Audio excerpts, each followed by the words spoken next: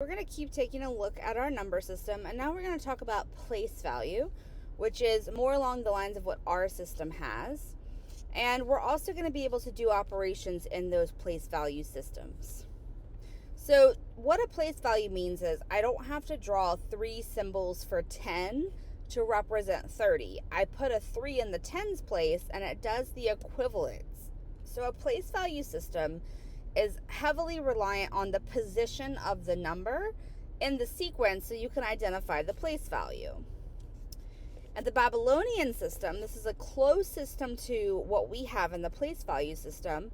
What is different about it is it's actually based on powers of 60. So it's not based on 10 like the other examples we saw. And there are 2 symbols, that's it. So small numbers are represented like this, where I have 2. So to get to the number 2, I have 2 of the symbols. And to get to the number 3, or to get to the 20, I have 2 tens. And then to get to the number 3, I have 3 in succession behind that. So I'm still grouping numbers together and grouping symbols together. As they get into larger numbers, they start working a little bit differently.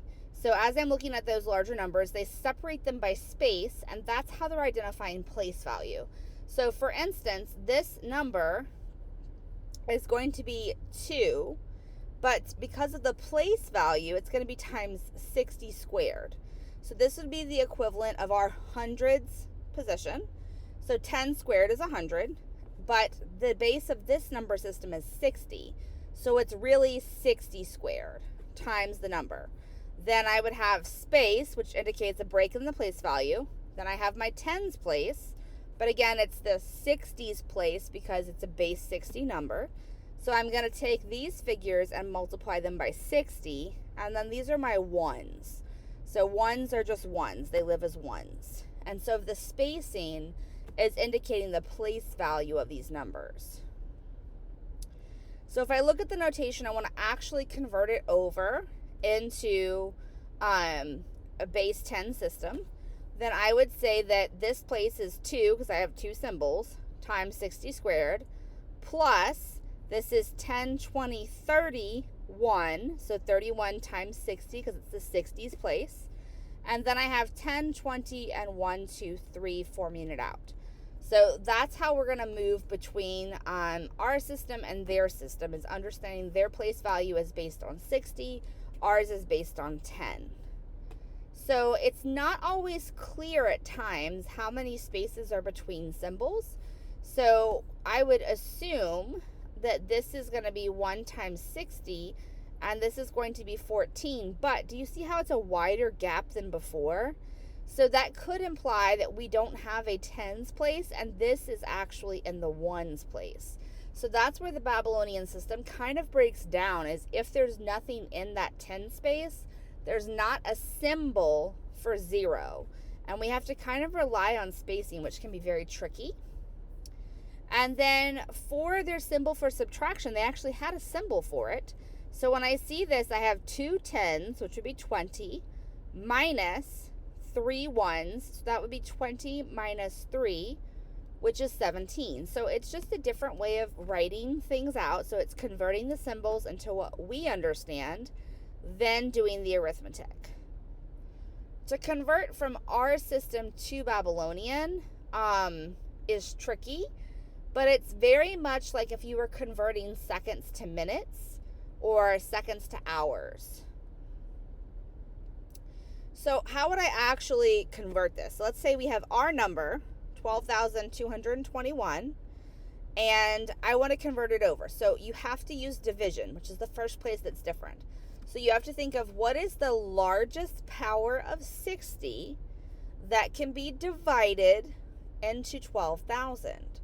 So 60 squared is 3,600, and 60 cubed is too rich, too high, you busted in blackjack.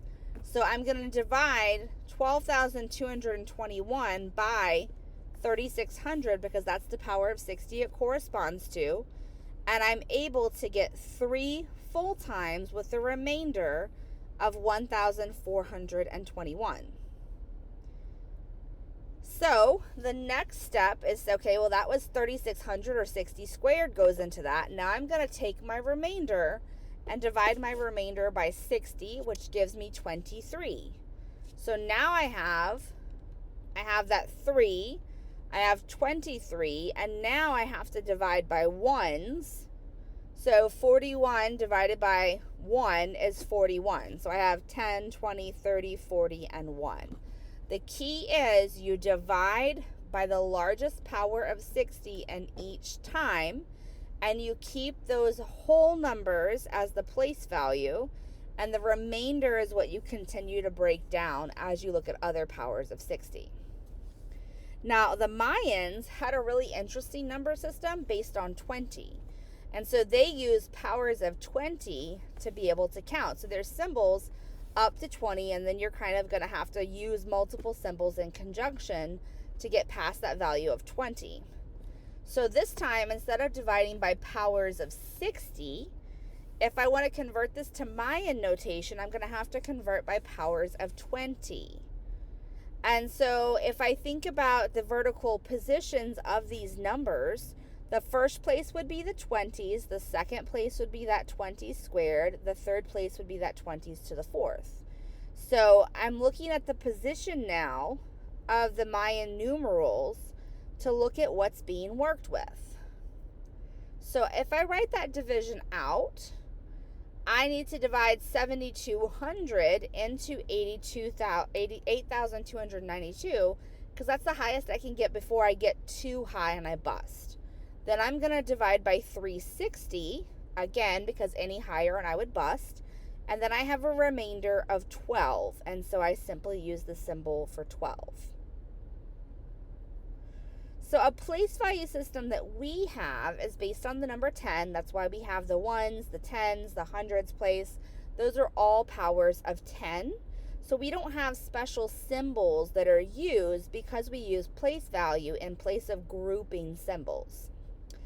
For us, creating the number 0 and having a symbolic representation for 0 makes it a lot easier for us to say the difference in 51 and 501, because instead of trying to put an empty space that implies 0, we can actually numerically get to it and say this is our symbol for 0, so we know there's a place value of 0 here.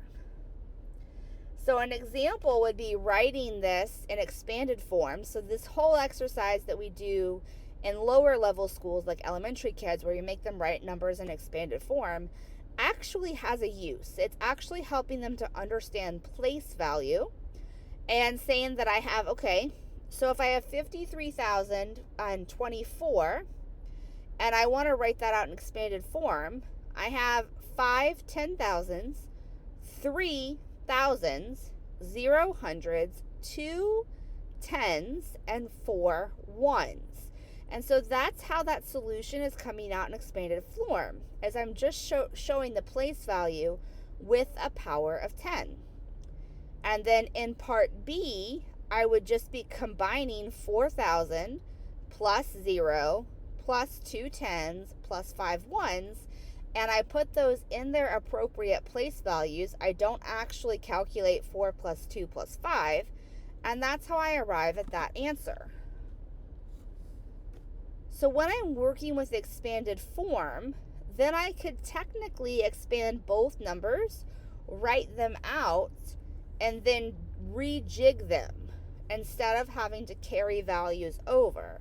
I don't really recommend using this form. I recommend you adding this as you were traditionally taught, but this is definitely one of the methods we teach now in the lower grades. Same thing with subtraction.